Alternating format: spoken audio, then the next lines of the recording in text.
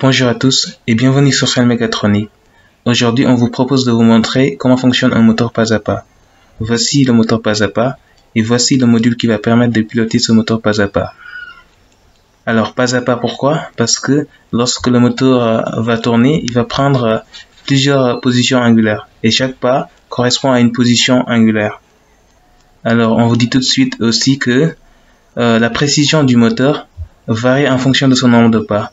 Par exemple, si vous prenez un moteur à 8 phases, c'est-à-dire il sera plus précis qu'un moteur à 4 phases. Alors, domaine d'application de ce moteur est très souvent utilisé dans tout ce qui est imprimante 3D, tout ce qui est machine à commande numérique, et aussi, ça peut être utilisé aussi dans les bras robotiques. Alors, voici le câblage. Pour ce faire, vous allez avoir besoin d'une carte Arduino, d'un potentiomètre, d'un moteur et d'un module qui va permettre de piloter ce moteur. Alors, le module fonctionne grâce au circuit intégré qui est le ULN 2003AN. Donc, c'est ce circuit intégré qui va nous permettre de piloter ce moteur pas à pas. Alors, comment câbler ce moteur? D'abord, si vous prenez votre moteur, c'est bien fait. Il y a une extension qui permet de brancher directement ces 5 fils là. Donc vous branchez cette extension là ici et après vous alimentez votre moteur. Comment alimenter votre moteur pas à pas? Vous venez ici à la partie plus, vous l'alimentez avec 5 volts, vous mettez ça sur 5 volts. À la partie moins, vous mettez ça à la masse et vous allez alimenter votre moteur pas à pas. Alors pour conditionner ou bien commander votre moteur pas à pas, vous allez utiliser ces 4 broches là.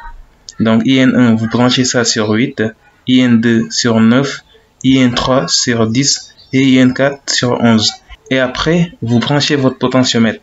Comment brancher notre potentiomètre? Peut-être qu'on va faire une vidéo sur le potentiomètre.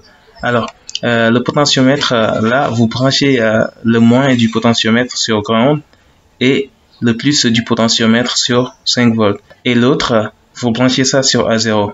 Donc, une entrée analogique.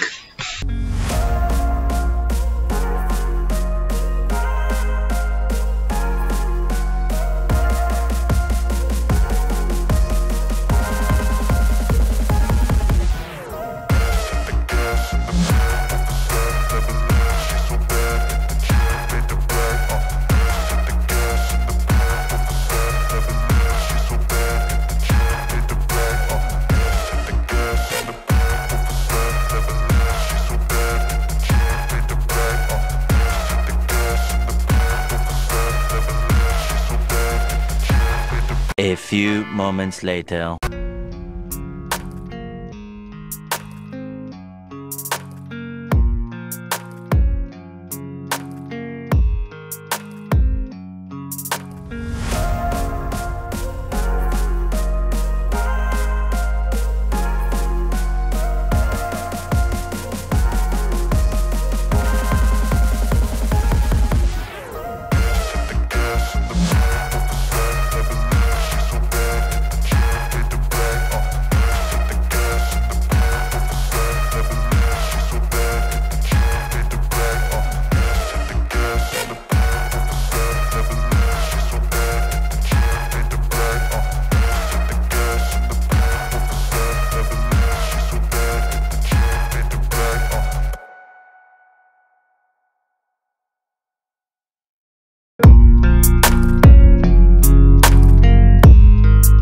Alors, voici le code.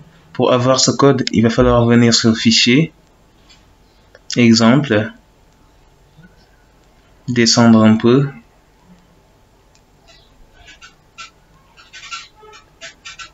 Hop, c'est pas là.